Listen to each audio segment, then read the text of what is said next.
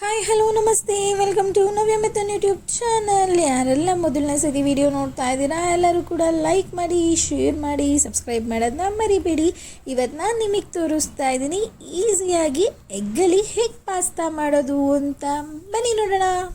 Normal ಆಗಿ pasta ಅಂದರೆ ಯಾರಿಗಿಷ್ಟ ಇಲ್ಲ ಹೇಳಿ. ಪಾಸ್ತಾಲಿ ಎರಡು ಥರ ಪಾಸ್ತಾ ಮಾಡ್ತೀವಿ, ಒಂದು ವೈಟ್ ಸಾಸ್ ಪಾಸ್ತಾ, ಇನ್ನೊಂದು ರೆಡ್ ಸಾಸ್ ಪಾಸ್ತಾ. ಸೊ ನಾನು ಬರೀ ಪಾಸ್ತಾ ಬೇಡ, ಪಾಸ್ತಾ ಜೊತೆ ಎಗ್ನ ಆ್ಯಡ್ ಮಾಡಿ ಹೇಗೆ ಎಗ್ ಪಾಸ್ತಾ ಮಾಡೋದು ಅಂತ ನಾನು ನಿಮಗೆ ತೋರಿಸ್ತಾ ಇದ್ದೀನಿ.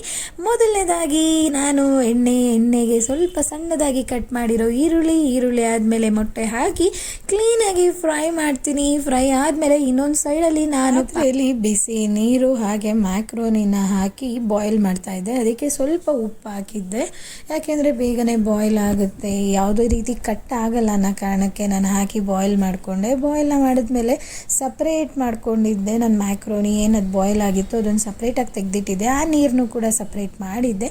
ನಂತರ ನಾನು ಇಲ್ಲೇನು ಫ್ರೈ ಮಾಡ್ತಿದ್ದೆಲ್ಲ ಮೊಟ್ಟೆನ ಹಾಕಿ ಅದನ್ನೆಲ್ಲ ಕ್ಲೀನಾಗಿ ನಾನು ಮಿಕ್ಸೆಲ್ಲ ಮಾಡಿದ್ಮೇಲೆ ಅದಕ್ಕೆ ನಾನು ಆ್ಯಡ್ ಮಾಡಿದೆ ಚಾಟ್ ಮಸಾಲ, ಗರಂ ಮಸಾಲ, ಹಾಗೆ ಖಾರದ ಪುಡಿ, ಉಪ್ಪು, ಚಿಲ್ಲಿ ಫ್ಲೇಕ್ಸು, ಒರಿಗ್ಯಾನು, ಹಾಗೆ ಒಂದು ಸ್ವಲ್ಪ ಮ್ಯಾಗಿ ಮಸಾಲ ಇದ್ದರೂ ಕೂಡ ಆ್ಯಡ್ ಮಾಡಿ. ಅದಾದಮೇಲೆ ನಾನು ಕೆಚಪ್ ಆ್ಯಡ್ ಮಾಡಿದೆ. ಸೊ ನಾನು ಹೇಳಿದ್ದೆ ಮ್ಯಾಕ್ರೋನಿನ ಬಾಯ್ಲ್ ಮಾಡಿಟ್ಟಿದ್ದೆ ಅಂತ, ಸೊ ಅದನ್ನು ಕೂಡ ಆ್ಯಡ್ ಮಾಡಿದೆ.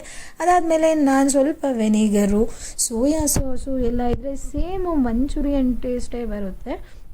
ನಾನು ಅದ್ರ ಜೊತೆಗೆ ಸ್ವಲ್ಪ ಗ್ರೀನ್ ಚಿಲ್ಲಿ ಕೂಡ ಆ್ಯಡ್ ಮಾಡಿದೆ. ಸೊ ನೋಡ್ತಾ ಇದ್ದೀರಾ, ಎಲ್ಲ ಆ್ಯಡ್ ಮಾಡಿ ಮಿಕ್ಸ್ ಮಾಡಿದ್ಮೇಲೆ ಲಾಸ್ಟ್ಗೆ ನಾನು ಚೀಸ್ನ ಕೂಡ ಹಾಕಿದೆ. ಚೀಸ್ನ ಹಾಕಿ ಫ್ರೈ ಮಾಡ್ತಾನೆ ಇದ್ದೆ. ಬೇಗನೆ ಆಗುತ್ತೆ, ಈಸಿ ರೆಸಿಪಿ ಅಂತಲೇ ಹೇಳ್ತೀನಿ.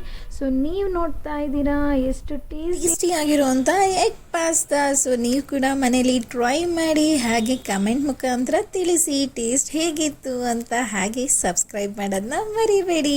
Love you all. Thank you so much.